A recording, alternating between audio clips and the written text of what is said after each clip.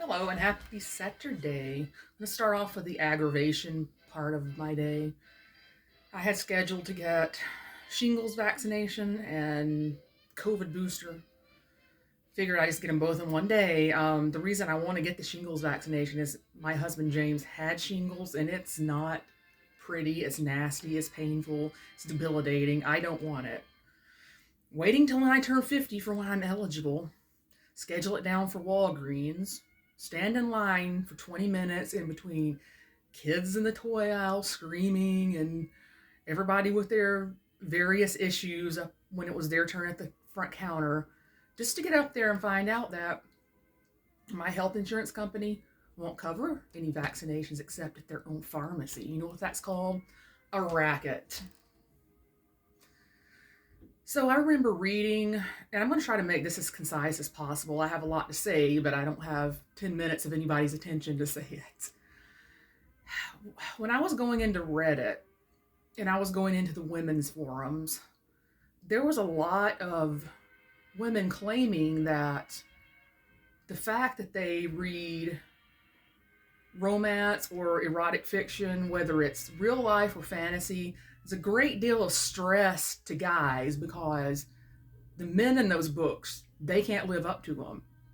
And I was just thinking when I started writing Thrice, okay, I'm going to write male characters that the bar is really high.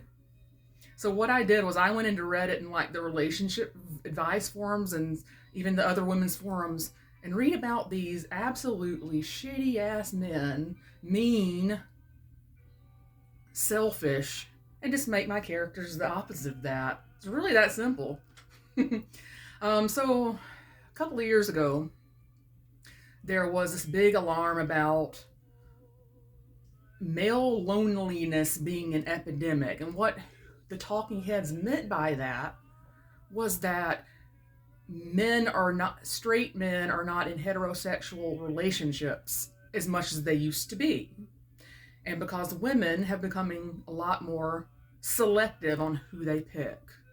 And of course, that's the one reason I believe is what's behind all this goal to get to Gilead and the Handmaid's Tale and stripping away all of women's rights to force us back into having to have to get married again.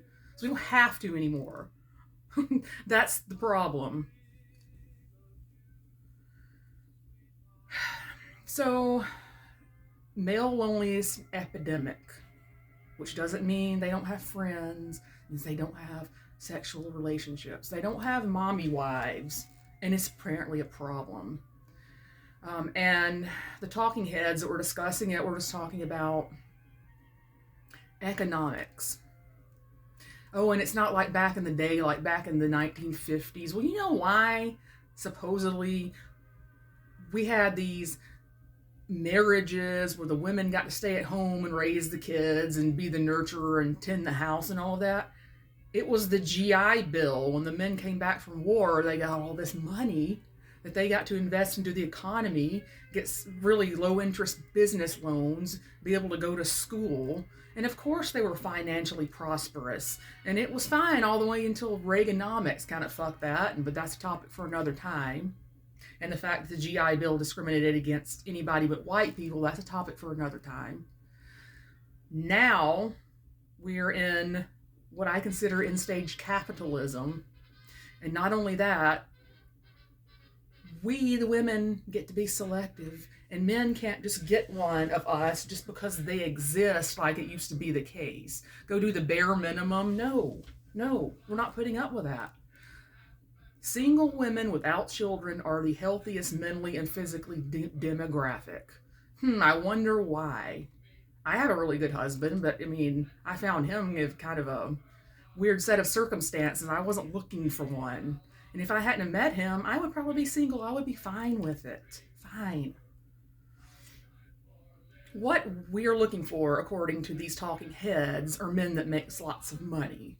The rule of six is over 6 feet tall, six figures, and six injured, which we don't care about at all. I'm sorry. We don't care about any of that, really.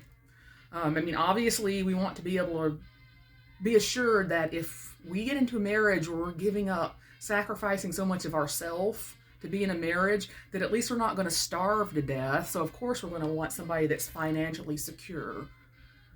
But more than that, we want men that are emotionally mature and have, what's the other E word I'm thinking about? Empathy.